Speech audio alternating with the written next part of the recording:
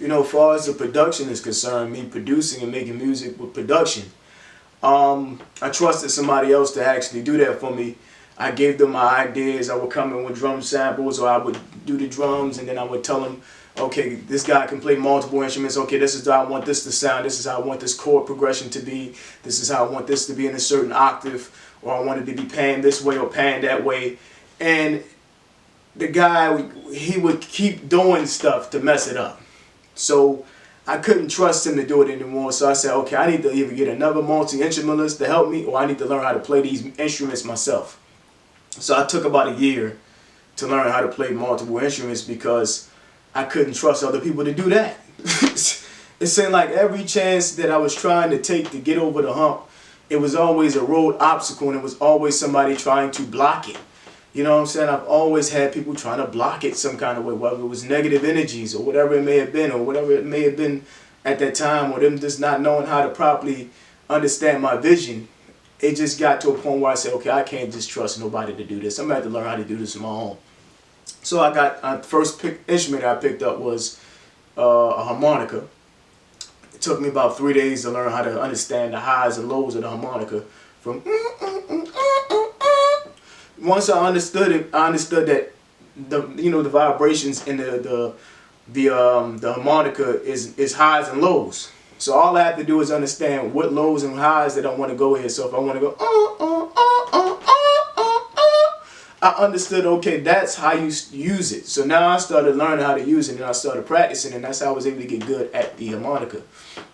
When it comes to the keyboards, it's the same thing. Music is sound. Music is sound, and music is frequencies, and music is highs and lows. When you look at a keyboard, I did look at it the same way. I just remember, okay, C, D, E, F, G, A, B, and then it goes to a new octave. So it's 12 notes all together. There's 7 flats, and there's 5 sharps, right? Sharps are flats are So I understood, okay, that's how I'm actually able to piece it together. So I said, okay, sharps are flats are long and holding notes. So now I understood that. And then I understood that each note is a different octave, different frequency. So you can have C, D, E, F, G, A, B. So it would go up or down. And then from there, once I understood, okay, different octaves, meaning if it was a deeper octave, the octave would be doom, doom, doom, doo, doo, doo. And then it will go to another octave like da, da, da, da, and then it go da, da, da, da, da, da. So I understood that, and once I understood that, then it was math, and then it was understanding where I wanted to place the notes. So once I learned how to do that, that's how I was able to learn to play the piano. There we go, tongue tied. But that's how I learned how to play the piano, through understanding like the actual frequency of the notes, understanding where everything was positioned, and understanding the sounds of it. And then from there I had to learn how to play, the drums and timing. That was a little bit more difficult. People don't understand that when you're trying to do drums, it's a lot more difficult than people think it is, because timing is everything.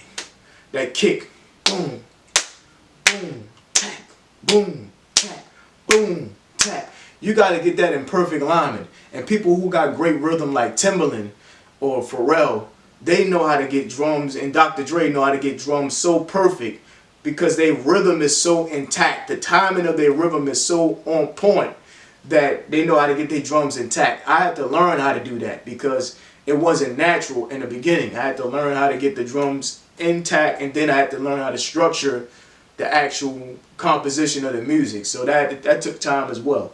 So it was never really easy for me to learn all this stuff, but when I learned it, I became pretty much good at everything. Because I'm a fast learner, so I was able to learn how to do all these different things.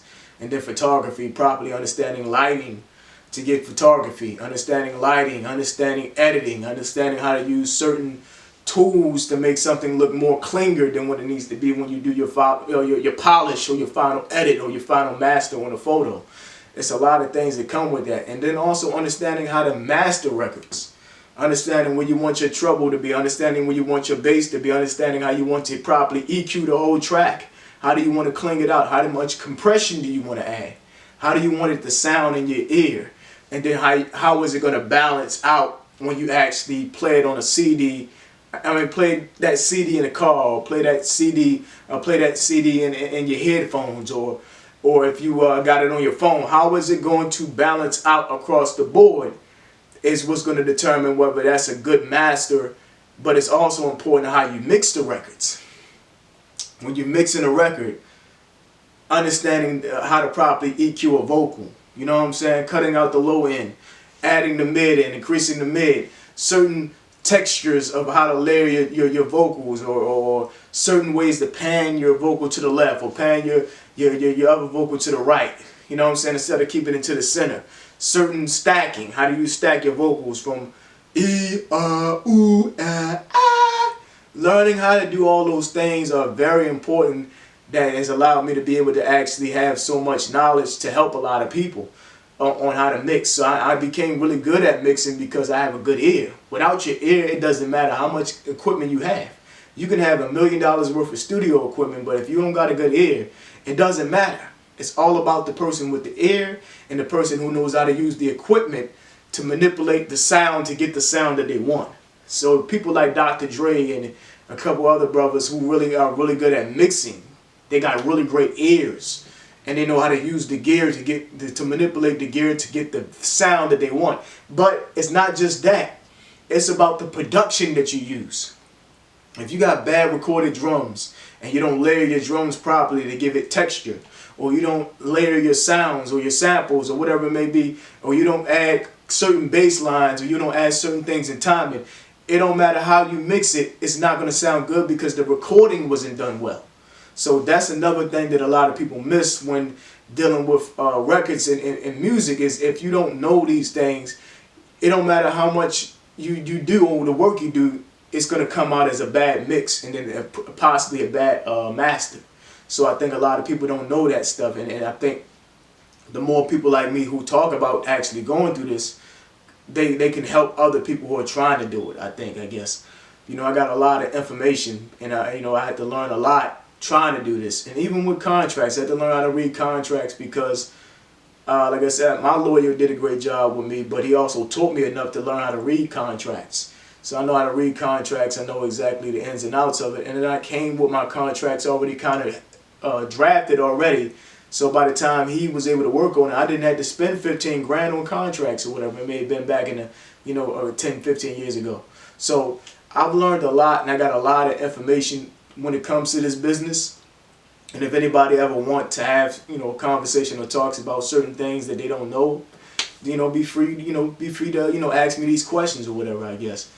But I think that concludes how I was able to do a lot of this stuff. It boiled down to me trusting people and they fucking pretty much burning me, and me having to learn how to do it on my own. That's kind of what it boils down to, why I'm so good at a lot of stuff.